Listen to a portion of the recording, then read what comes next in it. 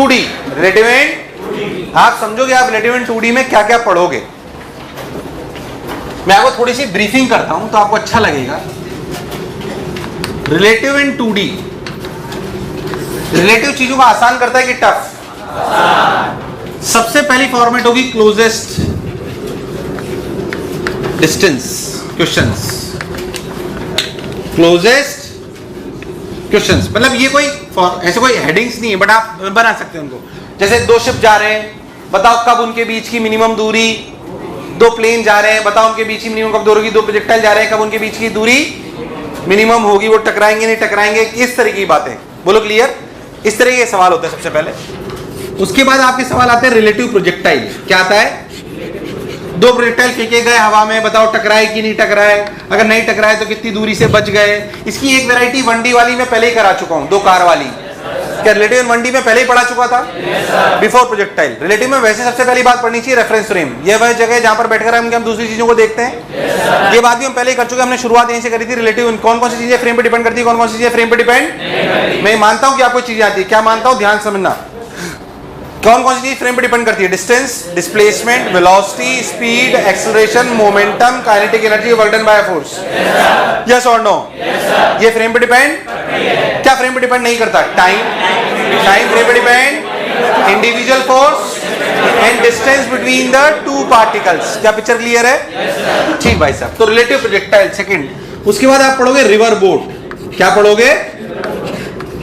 River boat problems. उसके बाद आप पढ़ोगे रिवर बोट। रिवर बोट के बाद आप पढ़ोगे प्लेन विंड। क्या चीज?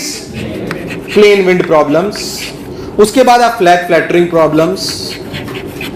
इस तरीके के सवाल आते हैं, फ्लैग फ्लैटरिंग प्रॉब्लम्स। फिर आपकी आएंगी कुत्ता बिल्ली प्रॉब्लम। कुत्ता बिल्ली, ये इसके पीछे भाग रहा है, वो उसके पीछे भाग रहा है, अरे यार ये उसके पीछे भाग रहा है, वो उसके पीछे। इस तरह की इतनी वैरायटी है। आप इन सब में एक बात कॉमन समझो, ये सब है वेक्टर। ये सब जब आप रिलेटिव प्रोजेक्टाइल पढ़ोगे तो velocity of A with respect to B, तो क्या लिखोगे? Closest velocity of ship 1 with ship 2। क्या लिखा जाएगा? Velocity of ship 1 minus velocity of ship 2। जब रिलेटिव प्रोजेक्टाइल तो velocity of projectile 1 with respect to projectile 2। क्या velocity of projectile 1 minus velocity of projectile 2? यार हाँ ना बोल। जब बोट रिवर पढ़ोगे तो velocity of boat with respect to river equals to velocity of boat minus velocity of river. अरे हाँ ना तो बोल। जब आप प्लेन विंड पढ़ोगे तो velocity of plane with respect to wind equals to velocity of plane minus velocity of wind. मैं कोई एक चीज भूल गया कोई बीच में, रेन मैन। हाँ वही मैं सोचूं मैं क्या भूला, एक चीज कम क्यों आ रही है? Rain man problems. कौन सी प्रॉब्लम्स? Rain man problems. तो फिर पढ़ोगे velocity of rain with respect to man equals to velocity of rain minus velocity of man. फिर आप पढ़ोगे फ्लैग फ्लैटरिंग, तो वही velocity of wind with respect to flag, तो velocity of wind minus velocity of flag. फिर आप पढ़ोगे कुत्ता बिल्ली, वही वेलोसिटी ऑफ कुत्ता विद रिस्पेक्ट टू बिल्ली। ध्यान से देखो तो ये सब एक ही वैरायटी के सवाल हैं, सब अलग अलग इनको नाम दिए जाते हैं, जिनसे बच्चों को डर भी लगता है। पहली बात, रिलेटिव चीज को आसान करती है कि टफ? आसान। अगले दो एक लेक्चर ये सब चलेगा, कहानी जो मसाला आपको दिखाई दे रहा है बोर्ड पे, पर उन सबका एक क्रक्स है, ये सब है वेक्टर के solution. These are the vector solving. इनका बेसिक क्या है? क्या है? अरे उनके फंडे तो बाद में समझेंगे कि भाई वी बी क्या है, वी आर क्या। तुझे इस इक्वेशन को अगर सॉल्व करना नहीं आता तो फिर तो तू सवाल कर। इन सभी सवालों में एक चीज कॉमन है। क्या चीज? उनका बेस जो है वो क्या है? Vector calculation. इसलिए वेक्टर नहीं आएगा तो आप कंफर्म सन्नाटे में चले जाओगे, कॉन्सेप्ट कितना भी सिखा दूं कुछ नहीं कर सकते आप। So the basis of all these problems is vector calculation. Is what you should be able. ये लिखाने का मेरा पर्पस ये था कि मैं समझा पाऊंगी जो मैं समझा रहा हूं वो आपको भले कम समझ आएगा, पर अगर वो नहीं आएगा तो आपको इनमें फील नहीं आएगी। मैं आपको बहुत अलग तरीके से उस वेक्टर फॉर्मेट को समझाऊंगा जैसे आपने सोची नहीं होगी, उसे समझेंगे अभी अपन। पहले जो मैं बोला चमका तो ये उतार लो और लिख लो। The basis of all the problems is, the basic calculation needed in all the problems is vector format.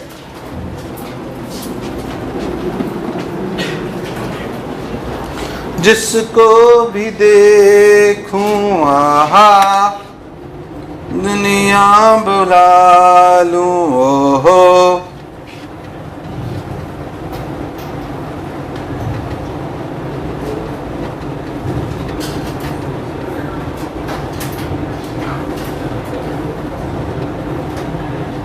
हाँ भाई, उतार लिया क्या तुम लोगों ने?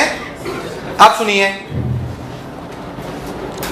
जंगल जंगल बात चली है, पता चला है।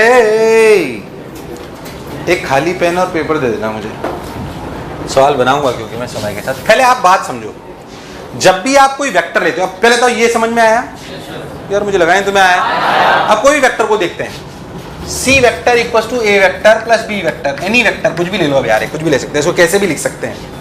मान लीजिए आपका ए वेक्टर है, ये अपना बी वेक्टर है, इन दोनों का रिजल्टेंट अपना सी वेक्टर है। आपको याद करो तो आप लिखा करते हो mod of C vector equal to under root of a square plus b square plus 2ab cos theta, where theta is the angle between them. बोल यस और नो। ये अल्फा इसकी डायरेक्शन देता है ए से, कहां से देता है? ए से अल्फा इसकी डायरेक्शन देता है। ध्यान देखो तो आप क्या लिखते हो, ये ए हो गया, ये आपका बी है, ये एंगल अगर थीटा है तो क्या ये बी cos थीटा है? अरे क्या है? और क्या ये बी sin थीटा है? तो आप tan अल्फा की वैल्यू लिखा करते हो बी sin थीटा अपॉन, याद है कि भूल गया? असलियत में आप ध्यान से देखो तो इस रिलेशन से दो चीजें पता पड़ती है, सी का मैग्नीट्यूड भी और, अरे यार हाँ ना बोल, सी का मैग्नीट्यूड भी और। तो ये दिखने में एक इक्वेशन है पर असलियत में दो चीजें देती है, सी का मैग्नीट्यूड भी और। अब आप एक बात समझो, ये सबसे इजीएस्ट फॉर्मेट ऑफ वेक्टर है। जब क्या इसमें मुझे ए वेक्टर पता था, क्या इसमें मुझे बी वेक्टर पता था, तो मैंने क्या निकाल लिया? This is the easiest format of vector. हाँ 90% टाइम यही आती है, इसमें कोई शक वाली बात, पर अच्छे सवाल और भी तरीके से आ सकते हैं। सोच, अगर तुझे ए और बी की बजाय सी पता होता और ए पता होता तो तू क्या करता? क्या सी माइनस ए?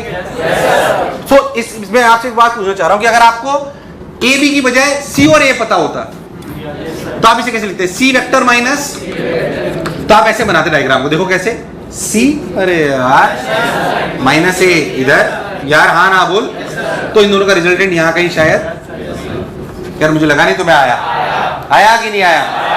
ऐसे आप करते।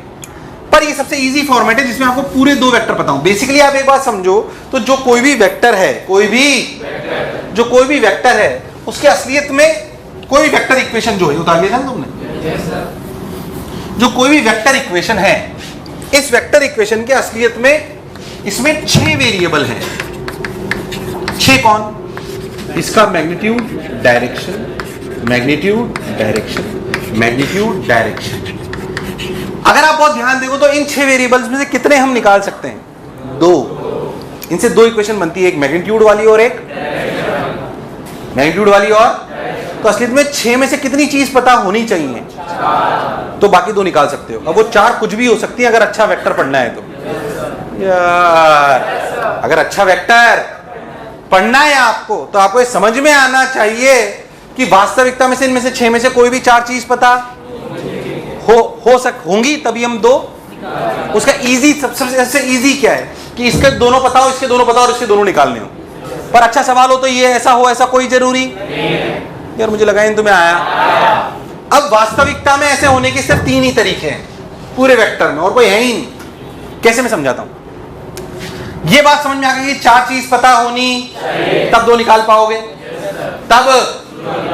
अब 4 चीज पता होने के क्या पहला तरीका कि 2 वेक्टर कंप्लीटली नोन, जो सबसे इजी फॉर्मेट है, कंप्लीटली नोन, मतलब इन तीनों में से कोई भी 2, मतलब 2 मैग्नीट्यूड और 2, यार नहीं आया, 2 मैग्नीट्यूड और 2, और जिनके 2 मैग्नीट्यूड पता है उन्हीं की 2, मतलब क्या पूरे 2 वेक्टर पता है? तो तीसरा निकालना खास बात जो 90% टाइम हम करते हैं। बोल यस और नो।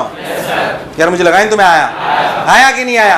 अरे पक्की बात। आप सुन, क्या हो सकता है?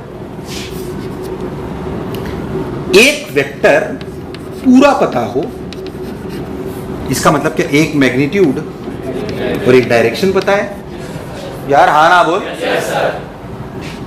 सेकंड का मैग्नीट्यूड पता हो और थर्ड की तो मैग्नीट्यूड और डायरेक्शन। पर ये ऊपर वाली फॉर्मेट ही अलग है।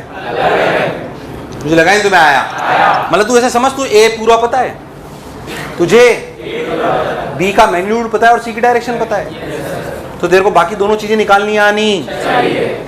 यार मुझे लगा तुम्हें आया आया कि नहीं आया? अरे सोच लो, थोड़ा अलग तरीके से देखें, ऐसे ना अपने को देखने को मिलेगा ना समझने को मिलेगा। बस समझे, अगर ये फील आ जाएगी, जैसे काइनेमेटिक्स में अपने 30 चीजें करी थी, उसके अलावा उसके बाहर काइनेमेटिक्स वेक्टर इसके बाहर नहीं है। हालांकि समझना थोड़ा टफ है, पर काइनेमेटिक्स में जिसको 30 की फील आ जाती है, उसके बाद काइनेमेटिक्स में कुछ भी बचता, मतलब एटलीस्ट मुझे ये लगता है कि यार अब कुछ नहीं बचा इसके ऊपर, इसके बाद तो दिमाग ही चलना चाहिए अपना। क्या ये हो गया? और क्या पॉसिबिलिटी हो सकती है भाई? देख, ये वो दोनों केसेस इसमें 2 मैग्नीट्यूड और 2 डायरेक्शन पता है। और क्या हो सकता है? 3 डायरेक्शन पता हो और एक, अगर 3 डायरेक्शन पता और 1 मैग्नीट्यूड पता है, मतलब एक वेक्टर पूरा पता है। एक वेक्टर पूरा पता है। 1 वेक्टर कंप्लीट। अरे हाँ ना बोल यार। तो 1 magnitude direction and second and third direction. अरे हाँ ना बोल यार, मुझे लगा तुम्हें आया। और कोई पॉसिबिलिटी चौथी? 3 मैग्नीट्यूड और 1। अगर ऐसा कभी गिवन होगा तो आप सवाल सॉल्व ही नहीं कर सकते। वेक्टर सॉल्व करने के लिए कम से कम 2 की डायरेक्शन पता होनी, ये इसकी मैथमेटिकल कंस्ट्रेंट है and you need to understand it. अगर आपको 3 का मैग्नीट्यूड पता होगा और 1 की डायरेक्शन पता होगी तो उसके यूनिक सॉल्यूशन नहीं आएंगे, इसलिए ऐसा कभी नहीं देगा, डोंट वरी। अगर आपको 3 मैग्नीट्यूड पता हो और 1 डायरेक्शन पता हो तो आप सवाल सॉल्व, यूनिक सॉल्यूशन नहीं आएंगे उनके, मल्टीपल सॉल्यूशन। अरे यार मुझे लगा नहीं तुम्हें आया, मतलब नॉट डिफाइंड की तरफ चला जाएगा, इसलिए मैं समझ गया तो मैंने क्या सोचा। बोलो यस और नो, इसके अलावा कुछ नहीं है। अब तो ये मत सोचना, हाँ ये बात सही है कि इनकी बहुत सारी फॉर्मेट हो सकती है। फॉर्मेट मतलब क्या? मैं 2 वेक्टर कंप्लीटली चूज करने के 3 तरीके हो सकते हैं। अरे यार भाई, मैं CA ले लूं, कभी AB ले लूं, मुझे लगा तुम्हें आया, तो वो तरीके हो सकते हैं, वो एक अलग बात है। बट फॉर्मेट इसके बाहर जाएगी ही नहीं। सवाल कोई भी, रेन मैन, कुत्ता बिल्ली, प्रोजेक्टाइल, पहले सोचो क्या 4 गिवन है। अरे यार पहले सोचो, अब सोचो क्या 2 निकालना है। अरे पर उसे सॉल्व कैसे करते हैं वो तो अपने को आना, फिर हर फॉर्मूले में सीखेंगे कि कौन 4 गिवन है, ये कैसे आइडेंटिफाई करें। अरे यार हर सवाल में वेक्टर है तो 6 में से 4 चीज गिवन। अरे पर वो 4 गिवन है तो सॉल्व कैसे करता हूं, ये तो मुझे आना। फिर सवालों में सिर्फ ये सिखाऊंगा कि कौन सी 4 चीजें। यार मुझे लगा तुम्हें आया। ध्यान से सोचोगे तो तुम्हें लगेगा कि हाँ हम सीख जाएंगे। अरे यार तुम्हें मेरी बात समझ आई कि नहीं आई? So this is important part, this is. मैं आपको 2-4 कैलकुलेशन कराता हूं, आपको क्लैरिटी आ जाएगी। एक पेन पेपर मुझे दे दो, उतार लो ये, ताकि मैं आपके लिए सवाल बना देता हूं। मैं भी अभी आप ही के लिए बना रहा हूं, लेटेस्ट, कुछ भी बना सकते हैं, ऐसी कोई खास बात नहीं है उसमें। जाने जिगर जाने मन, 80 किलो तेरा वजन, तू जो मुझ पे गिर गई मर जाऊंगा मैं सनम। North, south, east, west. मैं बोलूं कोई डायरेक्शन है 30 degree south of west, 30 degree south of west, south of west से, यार नहीं आया। थीटा एंगल, कोई भी theta angle west of north, west of क्या, इधर की तरफ। अरे तुम्हें नहीं आया? मैं जैसे ये है, इसको मैं ऐसे बोल सकता हूं, ध्यान समझना। इसे 2 तरीके से बोला जाता है, थीटा वेस्ट ऑफ नॉर्थ और 90 minus theta north of west. क्या पिक्चर क्लियर है? क्या आपको डायरेक्शन समझ आती है? So these are the standard methods to give the direction of a vector. बोल यस और नो? पक्की बात। अब फिर से समझते हैं। ये बात क्लैरिटी से समझ में आई कि भाई अच्छा, इन तीनों फॉर्मूले में सबसे आसान कौन सी है? क्या फर्स्ट वाली आपको सॉल्व करनी आती है? आप बोलो तो इस पे इलस्ट्रेशन लूं। फर्स्ट वाली पे लेने की आवश्यकता, अगर 2 वेक्टर पूरे पता होंगे क्या तीसरा निकाल सकते हो? कराऊं कि नहीं कराऊं? वो करने की जरूरत थोड़ी टिपिकल ये दोनों होती है, बस गणित अपनी ठीक होनी चाहिए। देखिए मैं आपको ऐसे ही कराया तो आपको क्लैरिटी आ जाएगी। कोई मान लो कि हमारा रिलेशन होल्ड कर रहा है C vector equal to A vector plus B vector. अगर आप बहुत ध्यान देखो तो A vector, B vector, C vector, इनकी तीन चीजें जो अपने को पता होनी चाहिए वो हैं इनका डायरेक्शन, सॉरी इनका मैग्नीट्यूड और डायरेक्शन। बोलो क्लियर? अगर इस ब्लॉक में चार चीज भरी हुई होंगी तो क्या बाकी दो निकाल दोगे? बोलो क्लियर? कौन सी फॉर्मेट लें? सेकंड लें यार? हाँ ना बोल। चलिए सेकंड लेते हैं। सेकंड नहीं, चलो थर्ड लेते हैं। दोनों ले दूंगा, कोई दिक्कत नहीं। नहीं, सेकंड लेते हैं। कौन सी लो तू बता? सेकंड। सेकंड का मतलब एक वेक्टर पूरा ना, एक वेक्टर पूरे का मतलब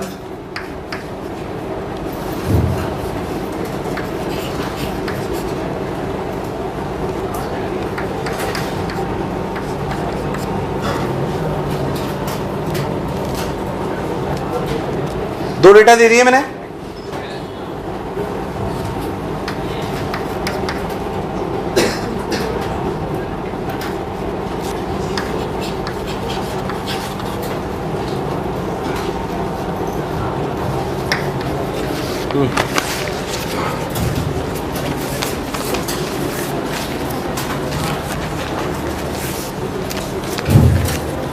समझ ही नहीं आया क्या करा?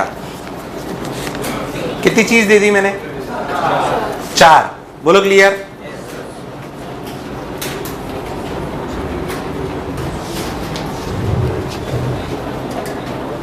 अच्छा अब एक थंब रूल सीखो। हमेशा इस सवाल में कितनी डायरेक्शन पता है? तीन पता हो तब तो कोई दिक्कत ही नहीं।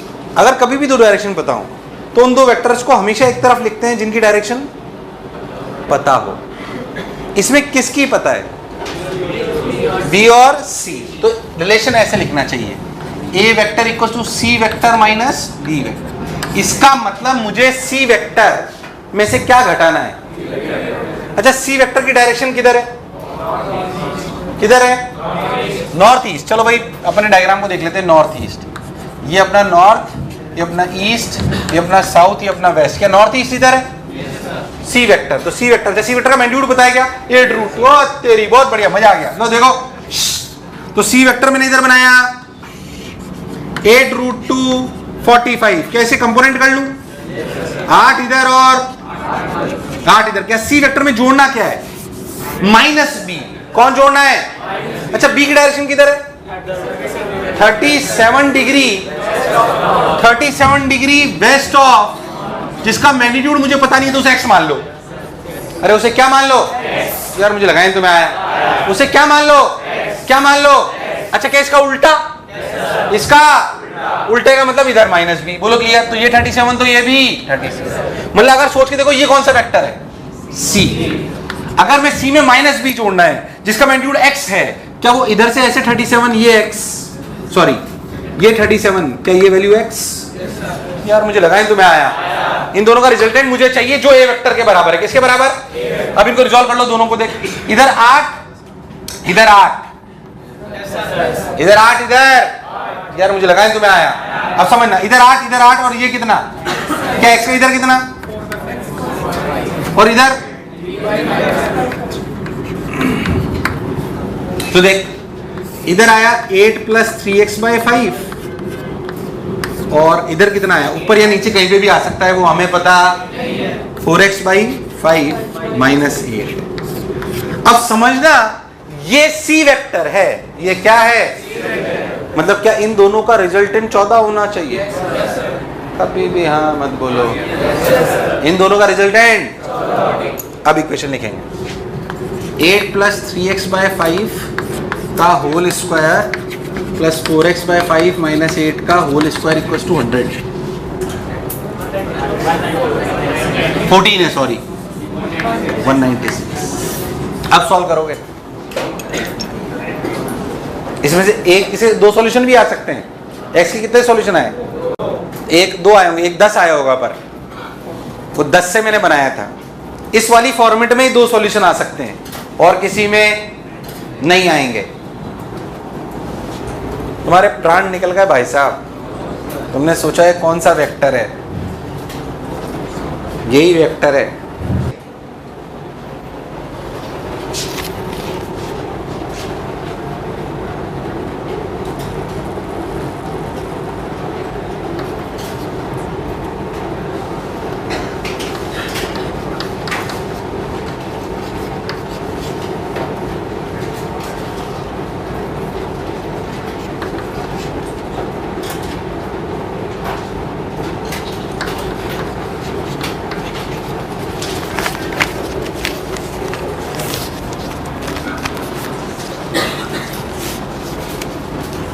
कितनी डायरेक्शन पता है? कितनी पता है? 3।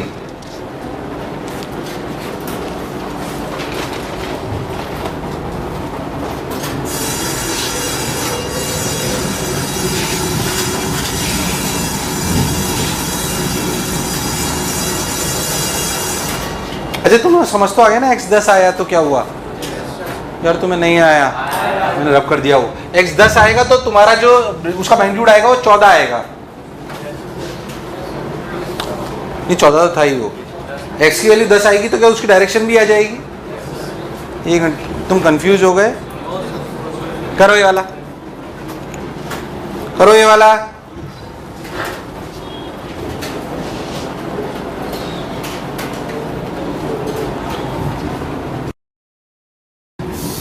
इसमें डायरेक्ट सी वेक्टर बराबर ए वेक्टर प्लस बी वेक्टर लिख लो, कोई बुराई नहीं है। बी को मान लो x, सी को मान लो y, कोई बुराई नहीं है। आइए डायरेक्शन सबकी दी हुई है तो डायरेक्ट बना लेते हैं। आइए देखिए, अगर अपन ध्यान देंगे तो ए वेक्टर और बी वेक्टर में सी वेक्टर जुड़ना है।